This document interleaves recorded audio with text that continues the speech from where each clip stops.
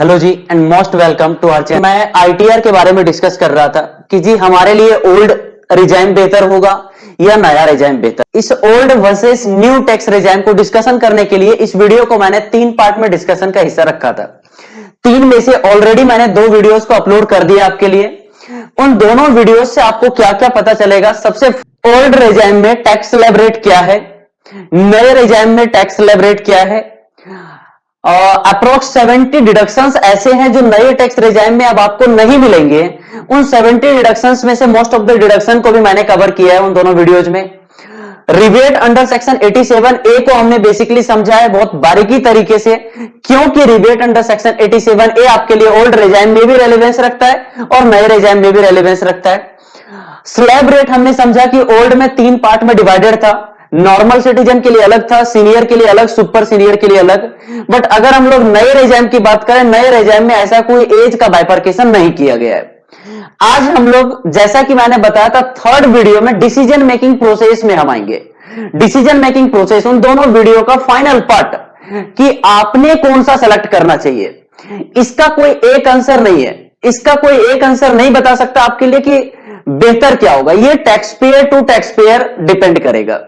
आपका इनकम किस स्लैब में मैटर करता है, आप डिडक्शन कितना करते हैं, आप इन्वेस्टमेंट कितना करते हैं। इन सारी चीजों के बाद आपको एंड ऑफ द वीडियो आपको यह तो पता चल जाएगा कि कब आपको ओल्ड में रहना चाहिए, कब नए में। सबसे फर्स्ट, इस कंपैरिजन को समझने के लिए कि आपके लिए ओल्ड बेहतर है या नया, इस चीज को समझने के लिए आपके सामने मैंने यहां पे एक एग्जांपल रखा है।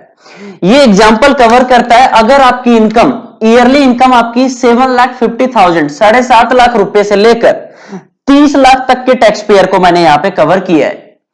देखते हैं आपके लिए कौन सा बेहतर होगा। यहां पे मैं ये मानकर चल रहा हूं कि आपका इन्वेस्टमेंट, जो डिडक्शन है आपका, deduction in the sense LIC में इन्वेस्टमेंट, पीपीएफ, एनपीएस, है ना, ये सारे इन्वेस्टमेंट, ये सारे डिडक्शंस आपको कब मिलते हैं, ये सब मैंने डिस्कस कहीं ना कहीं किया है। आप सेकंड और फर्स्ट वीडियो जाकर नहीं देखा आपने तो देख लें, मैं डिस्क्रिप्शन बॉक्स में आपके लिए लिंक अटैच कर रहा हूं। 7,50,000, 6 लाख रुपए के ऊपर अगर मैं ओल्ड की बात करूं, ओल्ड में क्या था, 2.5 लाख रुपए तक कोई भी टैक्स नहीं, बचा हुआ 2.5 लाख के ऊपर 12,500, मतलब 2.5 लाख का 5%। और अगर 5 लाख से भी ऊपर चला गया तो बचे हुए 1 लाख पे 20%। तो बचे हुए 1 लाख पे 20% कितना आया, 20,000।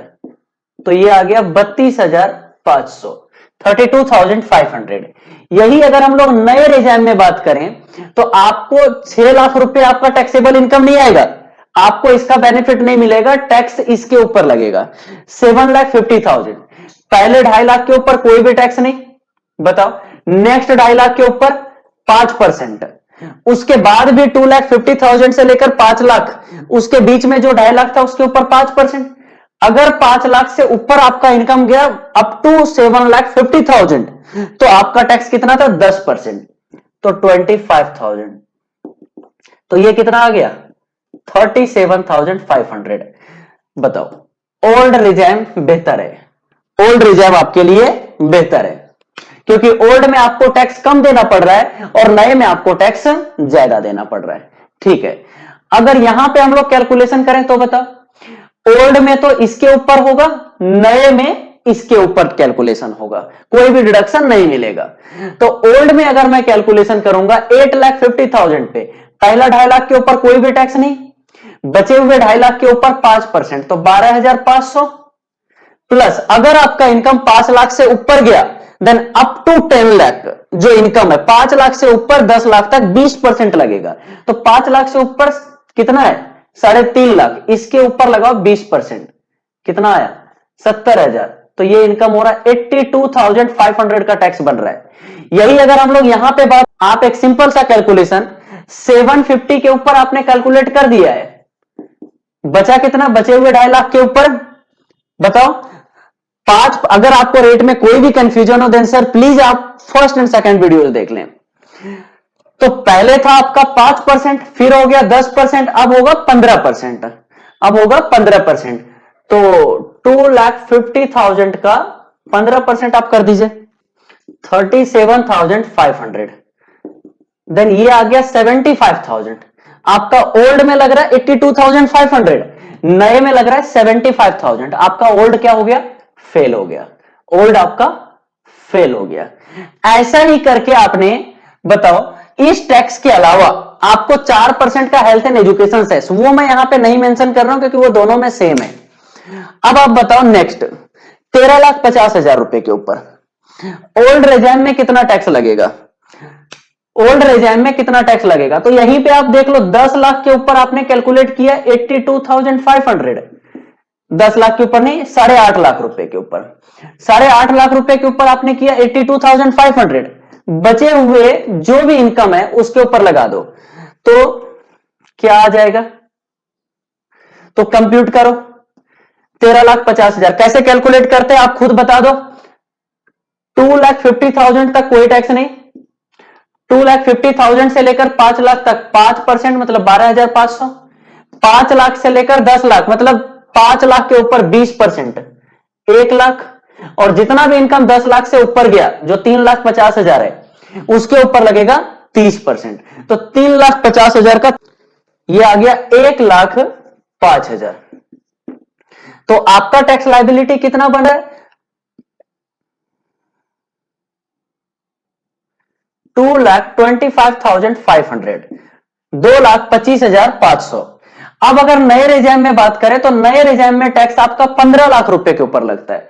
तो 10 लाख रुपए के ऊपर तो आपने अभी अभी कैलकुलेट कर दिया 75,000, प्लस बचे हुए 5 लाख के ऊपर, 5 लाख में 2 स्लैब बनेगा, आपको याद है 2.5 लाख रुपए का स्लैब बना था नए में।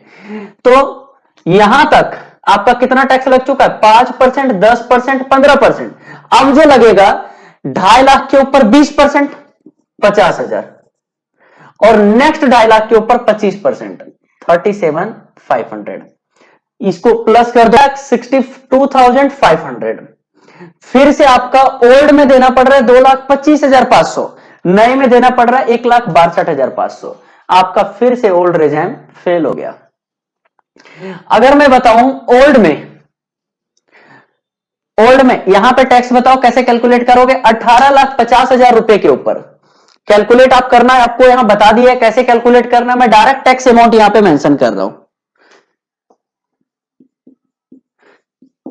जब आप ओल्ड में करेंगे तो 18,50,000 रुपए के ऊपर आपका टैक्स 18,50,000 के ऊपर आपका आएगा 3,67,500।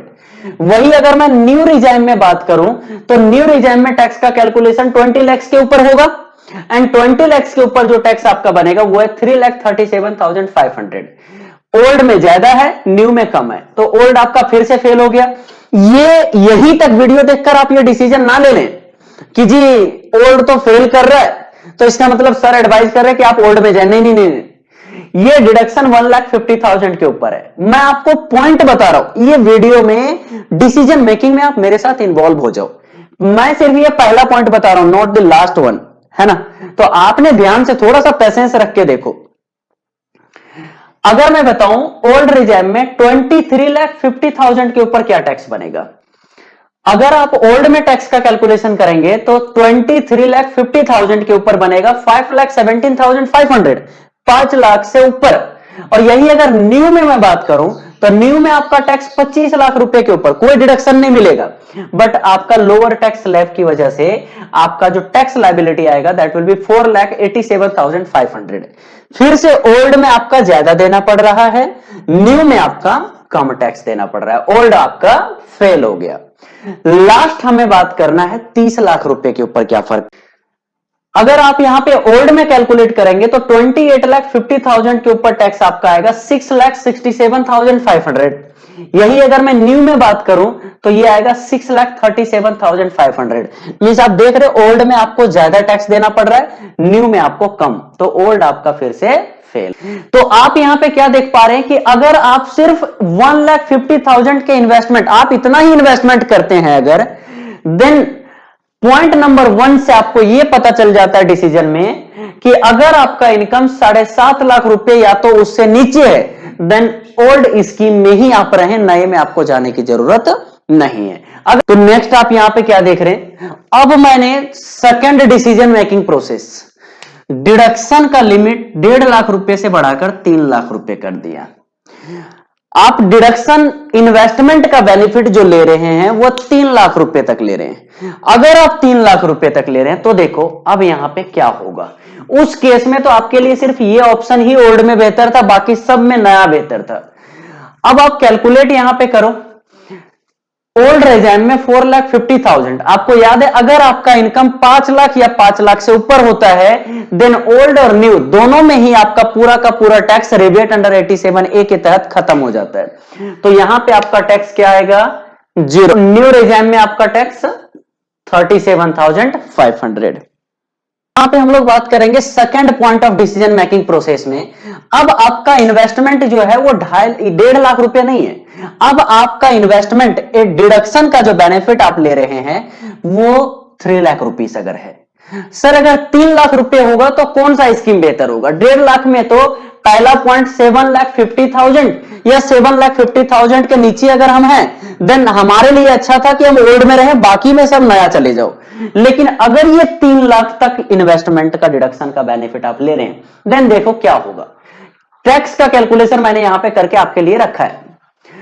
सबसे फर्स्ट 4,50,000, आपको पता है जब आपका इनकम 5 लाख या 5 लाख से कम होता है तो पूरा टैक्स ओल्ड और न्यू दोनों में ही माफ हो जाता है। बट सर नए में तो माफ नहीं हुआ, नए में तो डिडक्शन का बेनिफिट नहीं मिलता है ना। तो नए में आपका टैक्स किसके ऊपर लग रहा है? आपके लिए टैक्सेबल इनकम भी 7,50,000 था, तो ये 5 लाख से नीचे थोड़े ना है ना।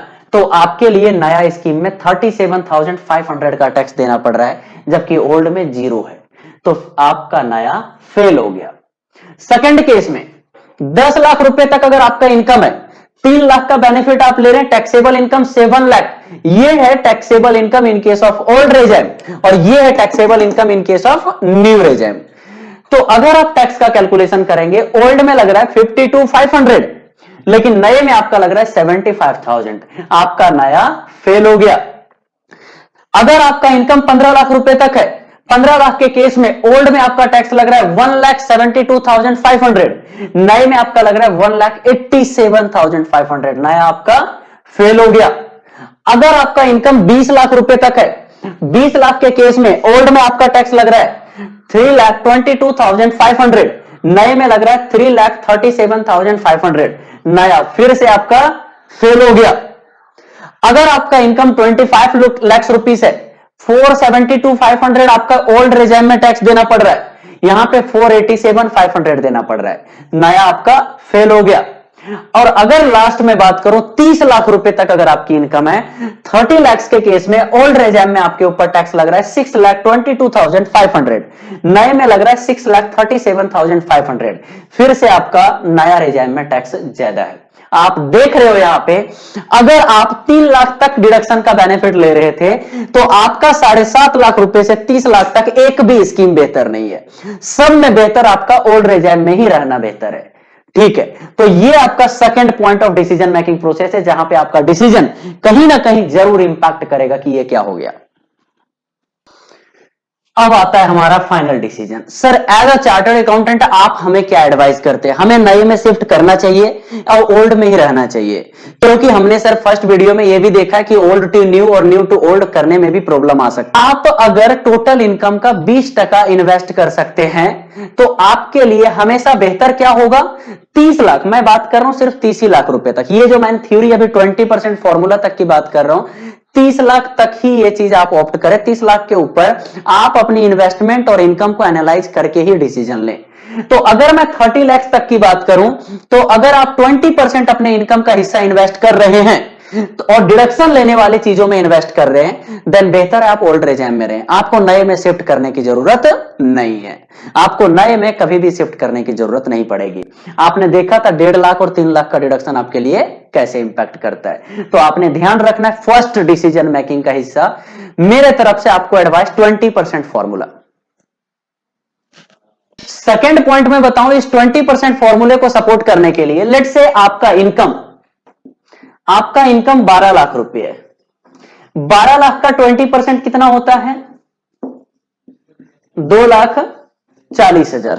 आप अगर आपका इनकम 12 लाख या 12 लाख से कम है तो 20% आपका 2,40,000 या तो 12 लाख से कम, लेट्स से 10 लाख, 10 लाख का 20% 2 लाख, ये तो 80C और 80D ही पूरा कर देगा। ये तो 80C और 80D ही पूरा कर देगा। 80C और 80D इन द सेंस आप 5 साल का एफडी कर दें, 1.5 लाख रुपए तक तो एफडी कर ही सकते हैं आप 5 साल के लिए। अगर आपका इनकम 12 लाख रुपए है तो 1.5 लाख रुपए तक अगर आप 5 ईयर का एफडी कर देते हैं, आपका 80C पूरा चला गया। मेडिकल का बेनिफिट आज के टाइम पे हर किसी को लेना चाहिए। आपने अपने लिए, अपने पेरेंट्स को कवर करने के लिए मेडिकल इंश्योरेंस का बेनिफिट 3 तरीके से 80D में आपको डिडक्शन मिलता है। वो 3 तरीके से इन्वेस्टमेंट का डिडक्शन मैं यहां पे नहीं डिस्कस करने वाला, वो आप पार्ट 1 में प्लीज आप देख लें, डिस्क्रिप्शन बॉक्स में लिंक दिया हुआ है। 80D और 80C को मिलाकर ही आपका 20% हो जाता है। अगर आपका इनकम 12 लाख या 12 लाख से कम है तो एक रेशनल पर्सन 20% तो जरूर इन्वेस्ट करेगा। मेरे तरफ से आपको अगर लास्ट एडवाइस दूं मैं, तो ये डिसीजन लेने का कोई भी सिंगल आंसर तो नहीं हो सकता। मैं सिर्फ आपको डिसीजन मेकिंग का प्रोसेस बता सकता हूं। ये प्रोसेस डिपेंड करता है आपका डिडक्शन कितना है।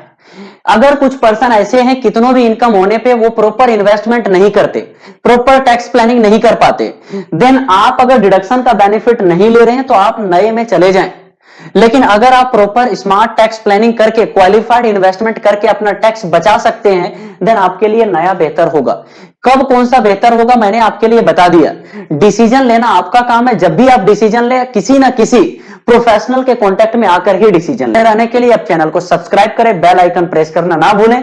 अगर वीडियोज आपको अच्छी लगी हो देन वीडियोज को लाइक करें और अपने फ्रेंड्स कम्युनिटी में, बिजनेस कम्युनिटी में ज्यादा से ज्यादा इसको शेयर करें, just because of motivation to me. तब तक के लिए जय हिंद दोस्तों, मिलते हैं एक नए वीडियो के साथ।